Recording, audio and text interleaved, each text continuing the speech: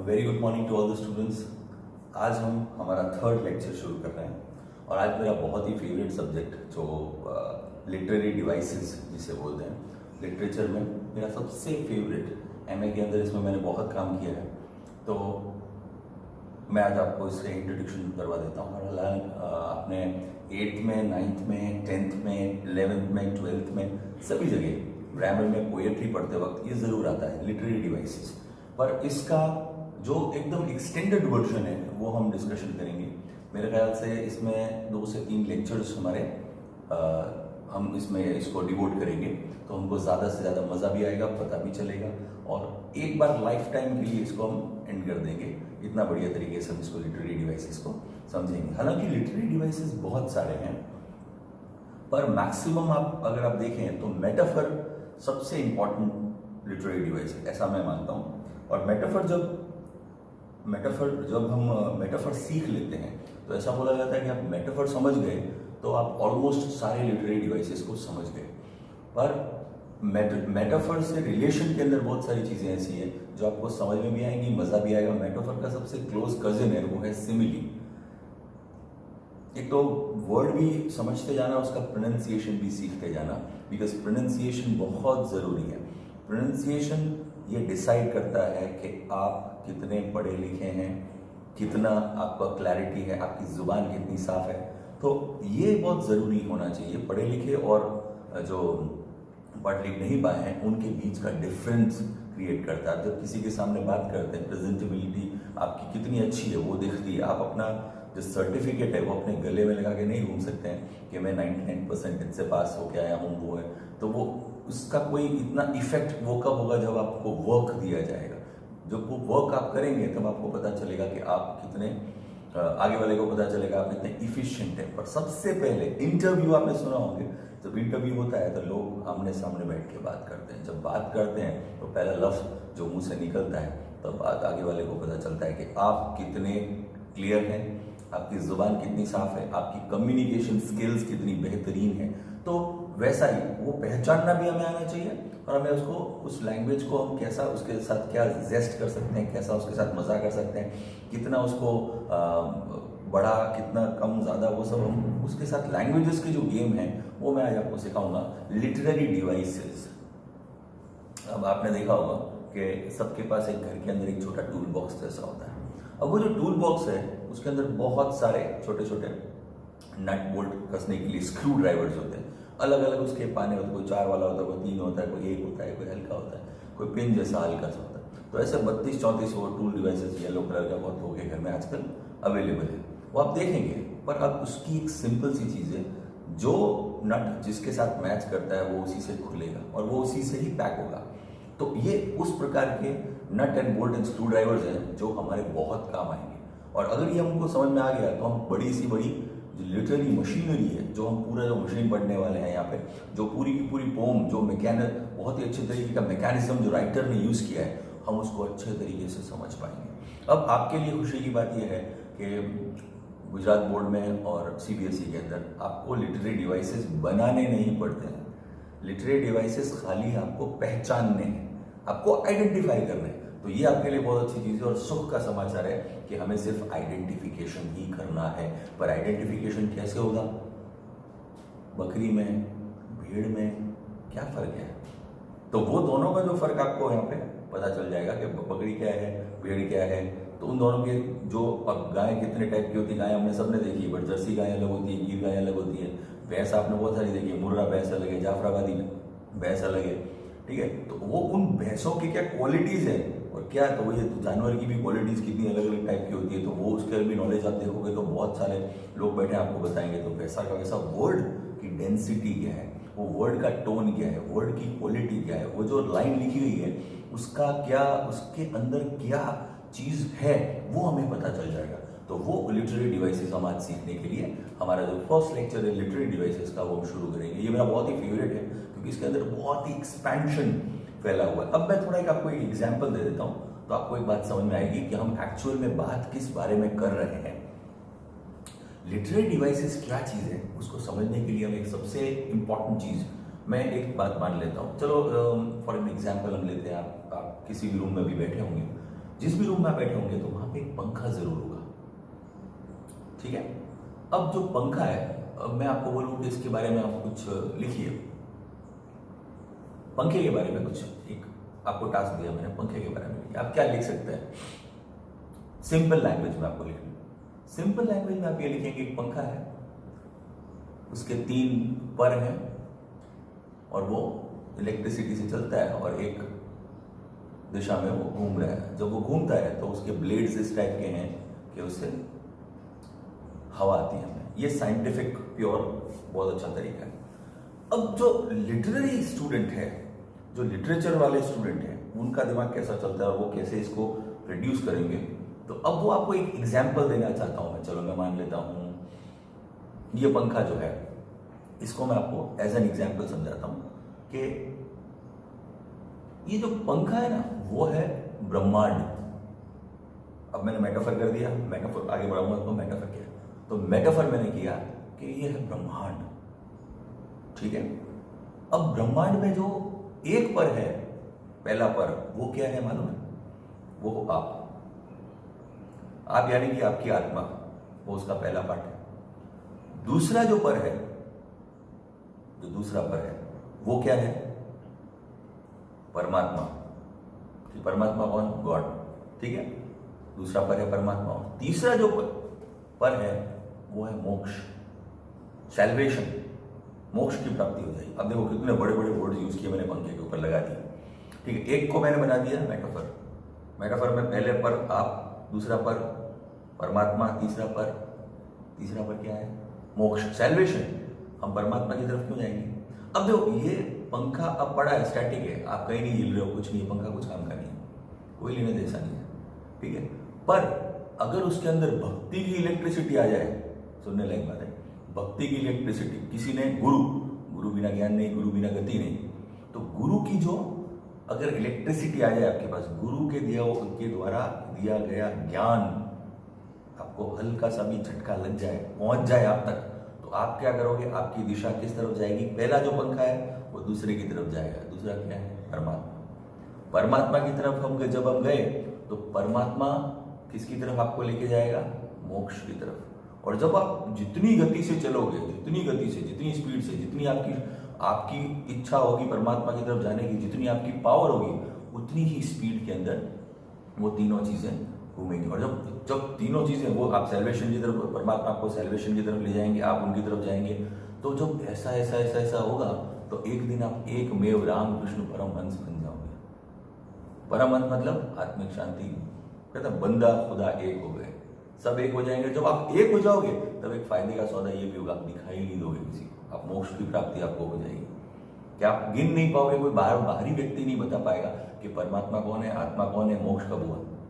पर उसके नीचे जो आएगा, उसकी शरण में जो आएगा, उसकी छाया में जो आएगा, उसको बहुत ही शीतल हवा का अनुभव होगा, तो वो भी आपकी भक्ति से वो भी प्रभावित हो जाएगा। अब देखो ये एक छोटा सा एनेक्डोट मैंने आपको दिया है, पर ये बहुत ही मजेदार एनेक्डोट है। ये लिटरेरी डिवाइसेस है, लिटरेचर वाला दिमाग, तो वो हमने इसको लिटरेरी मेटाफर कैसे यूज किया, हाइपरबोली इसमें कहाँ यूज की गई, वो मैंने पर्सोनिफिकेशन भी यूज किया है मैंने इसमें। तो मैं आपको सारी की सारी चीजें आपको बहुत ही वाइडली और खोल के बहुत अच्छे तरीके से समझाऊंगा। ये खाली इसका ओवरव्यू था ताकि आपको पता चले कि हम क्या सोचते हैं और हमारा लिटरेरी डिवाइसेस के अंदर किस प्रकार से उसको लिखा जाएगा। साइंटिफिक जो स्टूडेंट है वो उन्होंने एकदम परफेक्ट जो उसका एग्जाम्पल था वो दिया। अब लिटरेरी डिवाइसेस ने कंपैरिजन कर दिया परमात्मा के साथ, खुदा के साथ, गॉड के साथ, मोक्ष दिलवा दिया, घुमा दिया, पंखे दे दिए, समाज को भी फायदा पहुंचा दिया। वो एक थॉट प्रोसेस, कैसे हम शब्दों के साथ खेलेंगे, हमारी वोकैबुलरी स्किल्स, तो उसको बढ़ाने के लिए आज हम शुरुआत कर रहे हैं। हमारा आज का टॉपिक है फिगर्स ऑफ स्पीच। आप अगर कोई कभी भी मोनालिसा की पेंटिंग आपने देखी होगी, जरूर देखी होगी। मोनालिसा की पेंटिंग जब हम देखते हैं तो सबसे पहले हमारे दिमाग में क्या विचार आता है? इतनी सुंदर, बहुत अच्छी, बेहतरीन, ठीक है। लियोनार्डो विंची, माइकल एंजेलो, बहुत ही फेमस जो पेंटर्स थे। अब वो पेंटर्स जिन्होंने वो पेंटिंग बनाई है, उस समय उसका क्या मनोभाव था, तो वो उसने अपनी पेंटिंग के अंदर हमको दर्शा दिया। सही है, आप वो पेंटिंग देखते हो। अब एक और चीज है, उस पेंटिंग के ऊपर अगर मैं आपको कुछ लिखने को बोलूं, तो अगर 1000 बच्चे बैठ के वो पेंटिंग के बारे में लिख रहे हैं, तो ये मैं गारंटी है कि उसके 1000 इंटरप्रिटेशंस हो सकते हैं। सही है? सबका अपना विचार होगा, सबकी अपनी आइडियाज होंगे, सब अपने हिसाब से उसको बेहतरीन तरीके से प्रेजेंट करेंगे। सबका अलग अलग आइडिया, किसी को दुखी लगेगी, किसी को सैड, किसी को बहुत बहुत सुंदर लगेगी, किसी को अवसाद ग्रंथि से ग्रसित लगेगी, किसी को लगेगा कि बहुत बुरी औरत है, अपने बच्चे का वेट करे, किसी को लगेगा कोई अपनी बीवी जो अपने पति का वेट करे, उसका पति युद्ध में गया हुआ है। सबके अलग अलग इंटरप्रिटेशन हो सकते हैं, सबका अलग मनोभावना है, पर उसको कैसे दिखाया जाए, तो उसको दिखाने और दर्शाने के लिए भी हमारे पास चीज है। अब एक पेंटिंग है, वो 1000 शब्द के बराबर है, सही है, ऐसा मैं मानता हूं उसमें 1000 शब्द के बराबर, पर 1000 शब्द को इकट्ठा करके 1000 शब्द ऐसे लिखे जाए कि आपके सामने पेंटिंग खड़ी हो जाए, आपकी नजर के सामने वो नजारा खड़ा हो जाए। मुल्क राज आनंद इसके बहुत बढ़िया प्रणेता थे, बहुत बेहतरीन डिस्क्रिप्टिव राइटिंग। जब हम पहला चैप्टर पढ़ रहे थे ऐसे, तो मुझे मुल्क राज आनंद बड़े याद आए, क्योंकि मैंने उनका बहुत सारा लिटरेचर पढ़ा है, और वो अपनी आंखों के सामने डिस्क्रिप्टिव जो वो खड़ा करते हैं, तो आप एकदम हैरान परेशान हो जाएंगे कि कितना बेहतरीन डिस्क्रिप्शन उन्होंने किया है। तो डिस्क्रिप्शन जिस प्रकार से किया जाता है, वो भी एक कलाकार, वो आपके सामने पूरा का पूरा पिक्चर फ्रेम खड़ा कर देंगे। बाहुबली मूवी देखने की जरूरत नहीं, बाहुबली की स्टोरी पढ़ो तो आप बहुत ही वो क्या बात है। तो उस प्रकार का सिस्टम हम आज शुरू करने वाले हैं, फिगर्स ऑफ स्पीच। तो हम स्पीच के अंदर क्या क्या फिगर्स यूज करते हैं, जो बोलते हैं या लिखते हैं, उसके अंदर क्या है। अब figure of speech is a word और फ्रेज। वो क्या है? फिगर ऑफ स्पीच क्या है? या तो वो एक वर्ड हो सकता है, एक शब्द, या फिर एक पूरा फ्रेज हो सकता है। फ्रेज मतलब पूरी लाइन। फ्रेज हो सकता है दैट पोजेसेस, जिसके अंदर वो चीज मौजूद है, अ सेपरेट। अब देखो गौर से देखना, बहुत महान विद्यार्थी हैं, आप खुद का टेस्ट कभी ले लेना, चेक करना। सेपरेट का स्पेलिंग जो है उसमें SEPARATE आता है। 99.9% मैं बच्चों से जो बात करता हूं, तो वो SEPERATE कर देते हैं। ठीक है, ये प्रोनाउंसिएशन के ऊपर ही डिपेंड करता है। हम लोग क्या बोलते हैं? Separate separate separate separate separate separate separate separate separate नहीं हो, सेप प के बाद हल्का अ लगता है, separate. A is the right spelling. मैं बहुत लोगों को ट्यूशन का स्पेलिंग पूछता हूँ, 90% को ट्यूशन का स्पेलिंग आते हैं। आप जिंदगी में ट्यूशन करते आए हैं, ट्यूशन के बोर्ड देखे हैं अपने दुनिया भर के, ट्यूशन का स्पेलिंग आप खुद पे दम लगा के देख लेना कई बार, तो बहुत लोगों को यकीन ही नहीं है। TYTION ये है, आय आता है उसमें। Tuition 90% TUTION। तो ये हमारी गलती है। ये अब ट्यूशन का स्पेलिंग कोई बहुत विशाल स्पेलिंग नहीं है, सेपरेट का स्पेलिंग बहुत हमारे अंदर क्या ग्रैस्पिंग पावर अब कम हो चुकी है, और हम ध्यान नहीं देते हैं। हमको आदत हो चुकी है कि हम कोई चकित करने वाली चीज़ हो, बस उस पर ही ध्यान देना है हमको। बाकी जो बेसिक हमारे नज़र के सामने से चीज़ें जा रही है, उसको हम नहीं देखते। पर आपकी नज़र होनी चाहिए, अच्छी नज़र होगी तो आप बहुत सारी छोटी छोटी स्पेलिंग मिस्टेक्स नहीं करेंगे। ट्यूशन का स्पेलिंग सीखे आज पहली बार। अच्छा, बहुत सारे बच्चे 12th स्टैंडर्ड में पढ़ रहे हैं, तो आज का मेरा टास्क ये है कि आप गूगल पे भी सर्च कर सकते हैं 12th का स्पेलिंग क्या है। मुझे आप इंग्लिश में 12th का स्पेलिंग लिख के जरूर बताइएगा, जब मैं क्लास में आऊँगा तो हम इस बारे में ज़्यादा बात करेंगे। दोस्तों मुझे पता भी चलेगा कितने लोग वीडियो लेक्चर्स देख रहे हैं। ठीक है, आगे बढ़ते हैं। तो that possesses a separate meaning, जिसका एक दूसरा मीनिंग होता है फ्रॉम इट्स लिटरल डेफिनेशन। समझे? दूसरा मीनिंग उसके लिटरल डेफिनेशन से, यानी मैं जो बात कर रहा हूं उससे विपरीत उसका मीनिंग होगा। विपरीत या उससे लगता पड़ता, दोनों एक जैसे, यानी दोनों के मीनिंग के अंदर डिफरेंस हो सकता है। फिर से समझ लेते हैं। A figure of speech is a word और phrase that possesses a separate meaning. दूसरा मीनिंग होगा उसका मीनिंग दूसरा होगा, जिसके कहने से और अच्छा। जैसे मैं आपको एक एग्जांपल देता हूँ, बहुत मजाकिया एक एग्जांपल है। पन हम इंग्लिश में यूज करते हैं, PUN, पन हम कई बार क्या करते हैं? पन इंटेंड करते हैं।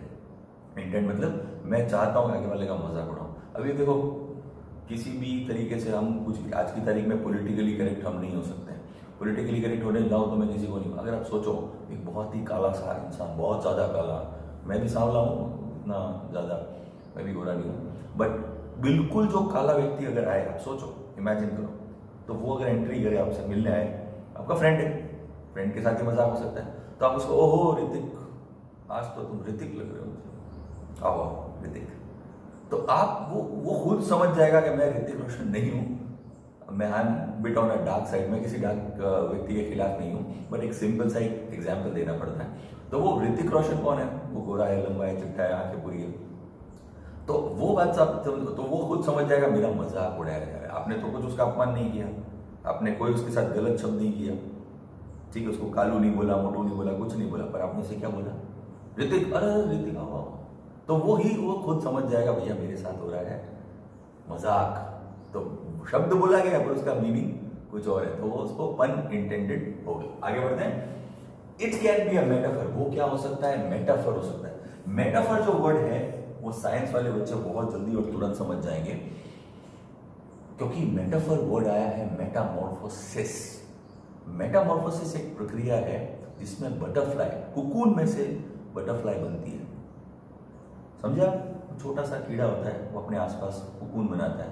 उस कुकून वो देखने में बहुत ही गंदा लीली जैसा लगता है, ठीक है। अब वो होता तो वही कीड़ा है, फिर जब वो आप उसको बोलोगे आप कुकून को पकड़ो या उस कीड़े को हाथ में लो, आप लेना पसंद ही नहीं करोगे, देखते ही आपको चिढ़ाएगी, ये तो बहुत गंदा सा है। पर अब जब वो कीड़ा मेटामॉर्फ कुकून के अंदर से धीरे धीरे धीरे करके बटरफ्लाई बन के बाहर आएगा, 7 रंग की बटरफ्लाई एकदम उड़ रही है, तो आप एकदम दिल आपका एकदम बच्चे जैसा हो जाएगा, आप उसके पीछे भागना चाहोगे, उसको पकड़ना चाहोगे, उसको चाहोगे कि आपके हाथ पे आके बैठ जाए, उसके साथ फोटो खिंचवाओगे। सही है? तो अब क्या है कि चीज तो वही थी, कीड़ा तो कीड़ा था, पर वो कीड़ा चेंज होकर बटरफ्लाई बन गया। तो यहाँ पे लिटरेचर में हम कीड़े को बटरफ्लाई बना सकते हैं, बटरफ्लाई को कीड़ा बना सकते हैं, दोनों ही चीज हमारे पास है। तो वो है मेटाफर। मेटामॉर्फोसिस, जो उस प्रक्रिया को मेटामॉर्फोसिस कहते हैं कि एक चीज जो पूरी तरह से दूसरी चीज बन गई, मेटामॉर्फोसिस। तो वैसा ही एक चीज जो दूसरी चीज है, हमको उसको दिखाना है, इसको हम बोलते हैं मेटाफर। मेटामॉर्फोसिस से वर्ड आया है मेटाफर, ठीक है। आगे बढ़ते हैं। सिमिली, इसका प्रोनाउंसिएशन सीख लो, सिमिली। कई लोग सिमाइल, सिमिल, बहुत सारे अच्छे अच्छे शब्द अपने मन से जो अच्छा लगता है, राम जी की कथा के अंदर जैसे नारे लगाने वैसे लगाते हैं, वो नहीं करना है। सिमिली, सिमिली, ठीक है, SIMILE, वो सिमिली है, ठीक है। एक एक वर्ड को परफेक्टली प्रोनाउंस करना बहुत जरूरी है। प्रोनाउंसिएशन मेरा फॉर्टे है, मैंने एमफिल प्रोनाउंसिएशन के अंदर ही किया है, तो मैं बहुत इस पर फोकस करता हूँ कि मेरे सभी बच्चे करेक्ट प्रोनाउंस करें। कि कई लोग मैं बात करता हूँ प्रोनाउंसिएशन, बताइए सर इसका प्रोनाउंसिएशन। प्रोनाउंस होता है, खाली pronounce, pronounce the word, pronunciation, PRONUNCIATION, pronunciation, ठीक है। आगे बढ़ते हैं। सिमिली, मेटाफर के बाद क्या हो गया? अबे वो ये मेटाफर भी हो सकता है, सिमिली हो सकता है। सिमिली काय के लिए डिजाइन की जाती है?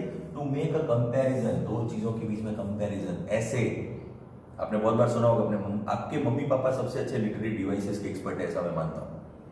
सुबह आप उठते नहीं हो तो क्या गधे की तरह सो रहा है, सही है? तो आपका कंपैरिजन किसके साथ कर दिया? गधे की तरह, ठीक है। उल्लू की तरह बैठा है, उल्लू मतलब क्या, ठीक है।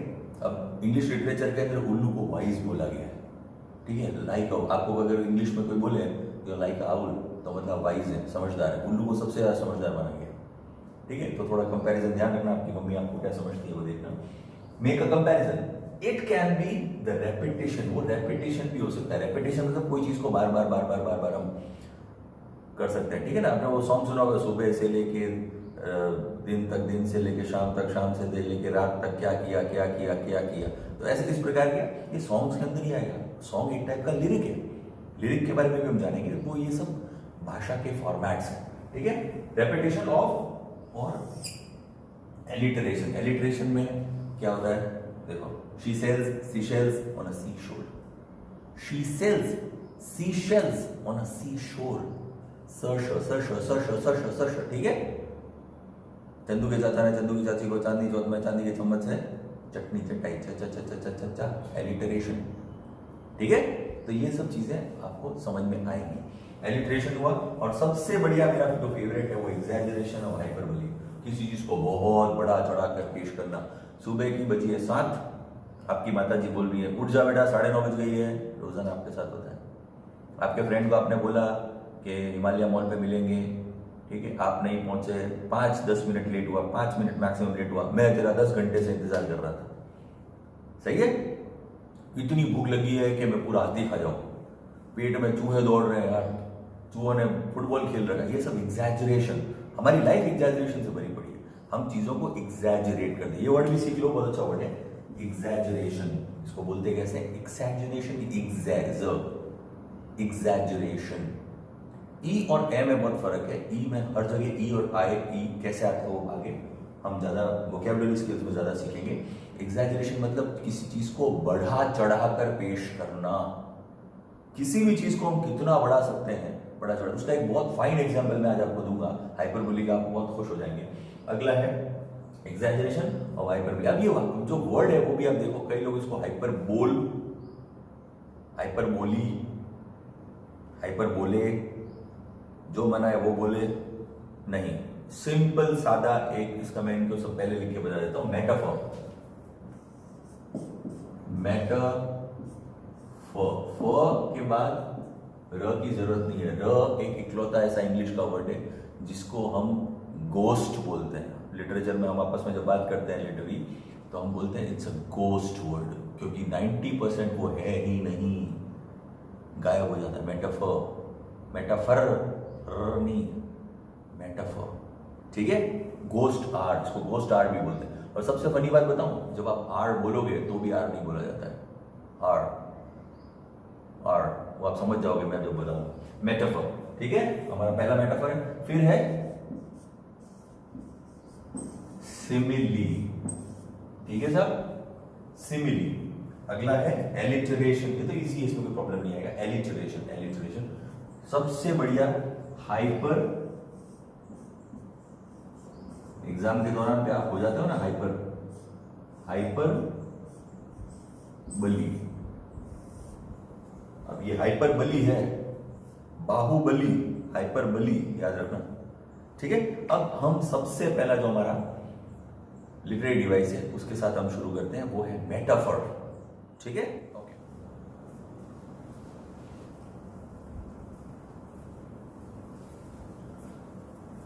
तो अब हम नेक्स्ट जो हमारा फॉर्मेट फिगर ऑफ स्पीच है उससे सबसे पहला, सॉरी, उससे हम शुरुआत करते हैं। मैंने आपको बोला था मेटाफर से हम शुरुआत करेंगे, पर हम जाएंगे ABCD के हिसाब से ही चलेंगे ताकि आपको परफेक्ट आइडिया आ जाएगा। क्योंकि मेटाफर के साथ एक प्रॉब्लम ये रहेगी कि मेटाफर के बाद मुझे आपको तुरंत सिमिली बताना पड़ेगा, और मेटाफर के बाद में जैसे ही आपको सिमिली बताऊंगा तो कंफ्यूजन लेवल 200%। तो वो दोनों के अंदर थोड़ा मुझे डिफरेंशिएटिव रखना है ताकि आपको भी मजा आए, मुझे भी समझ में आए। आगे बढ़ते हैं फिगर्स ऑफ स्पीच। एलिटरेशन सबसे पहला जो हमारा एलिटरेशन जिसके बारे में हमने उसकी भी बात की थी पहले पेज के ऊपर, वो है एलिटरेशन का मतलब क्या है, पहले वो जान लेते हैं तो यू गेट टू नो। बहुत ही अच्छे तरीके से बहुत मजा आएगा इसको पढ़ने में। एलिटरेशन का मतलब क्या है, और ये आप खुद बना सकते हैं, ये खुद का एक लिटरेरी डिवाइस आप क्रिएट कर सकते हो। Alliteration is the repetition of the, alliteration is the repetition. ये क्या कर रहा है, किसी चीज को रिपीट कर रहा है। रिपीटेशन नहीं होता है, repetition, repetition of the beginning, शुरुआत, पहला जो अक्षर है वो बिगिनिंग साउंड, वो साउंड की रिपीट कर रहा है, याद रखना, ठीक है? अब नो नो नो नो में के एन ओ नो वो नहीं आ पाएगा, ठीक है? तो के वो साउंड इकट्ठा करता है। अब के एन ओ डब्ल्यू और नो, अगर दोनों का साउंड इकट्ठा हो रहा है तो 100% वो आएगा। Sounds of neighbouring words, neighbouring words मतलब जो क्लोज में है, आजू बाजू में जो वर्ड्स है। इसके एक बहुत बढ़िया फाइन एग्जांपल्स आपको समझा देता हूँ फिगर ऑफ स्पीच के। एलिटरेशन के अंदर बहुत ही फाइन और बहुत इजी, आप तुरंत उसको पकड़ में आ जाओगे, आपको पकड़ में आ जाएगा। शी, श, सेल्स, स, सी, स, शेल्स, श, और ना स और श, ठीक है? कौन कौन से साउंड यहां पे आ गए? श, स, श,